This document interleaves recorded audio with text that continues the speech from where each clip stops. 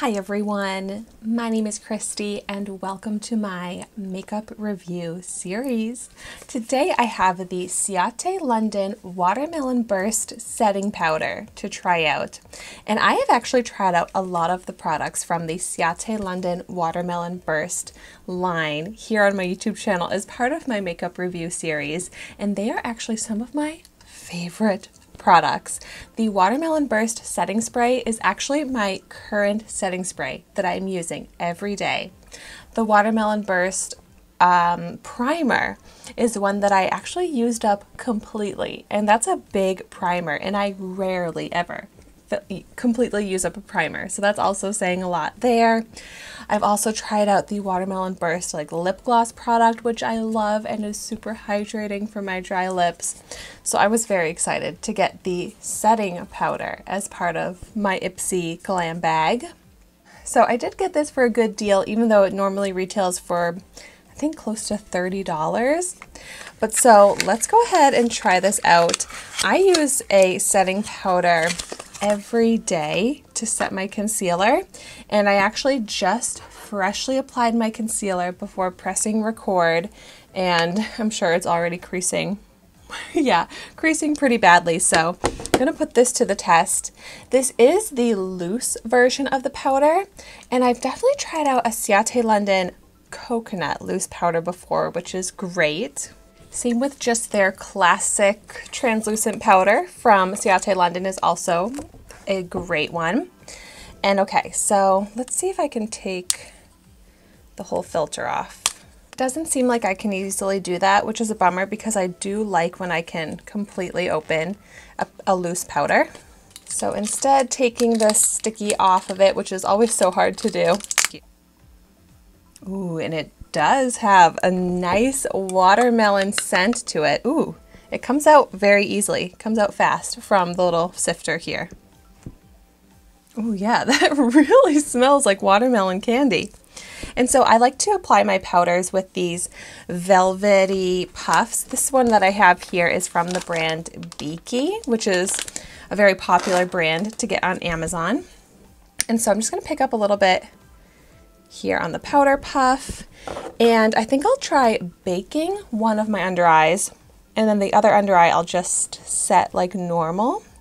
So just tapping out the creases, and now I'm going to put a heavy layer of the powder, and we'll let that sit to bake, and we'll see if it's too drying on the under eyes or if it does a good job of setting. Then on this other eye, going in with just a thin layer, just to quickly set this under eye concealer. And I like a bright white setting powder for the under eyes because it is nicely brightening, but not if I'm gonna get flashback. And this definitely has a matte finish, but it does not look too drying on the under eye. That's awesome. So I'm going to just go ahead and set the rest of the face, like the smile lines here. I like to set my nose, and then I'll just set half of my face and we'll compare the difference. So I know a little hard to see on camera, but it did definitely tone down the shine in my forehead very nicely with such a nice soft matte finish.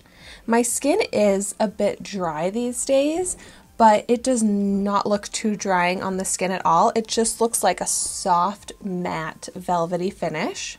I like it, so I'm going to continue setting the rest of my face, and then that should be long enough for me to dust away the baking from my under eye and see how that looks.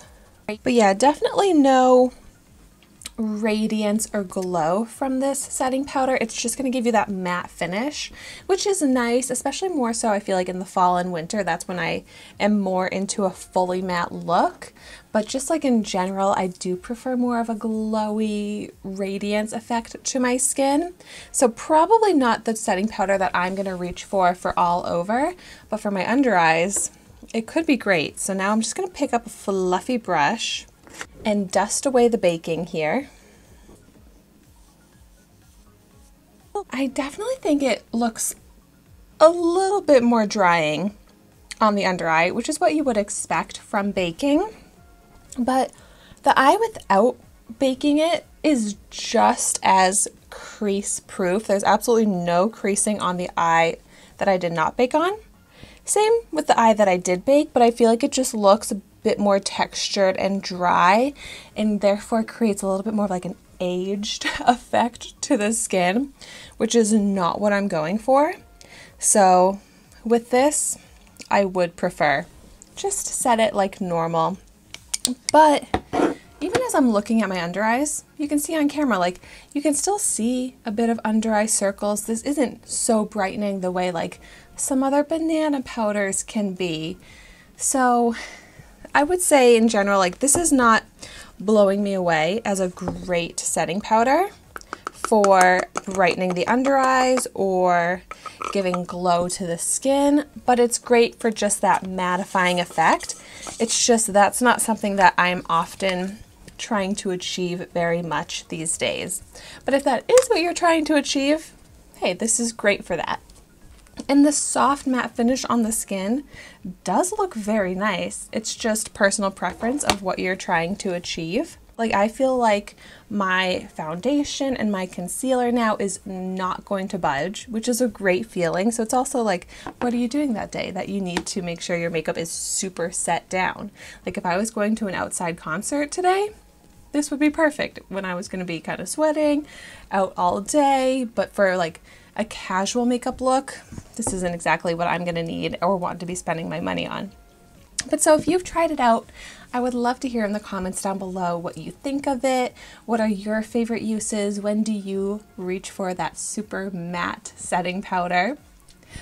And so thank you so much for watching my video today. Be sure to like, comment, and subscribe to my channel, and I will see you soon in my next video.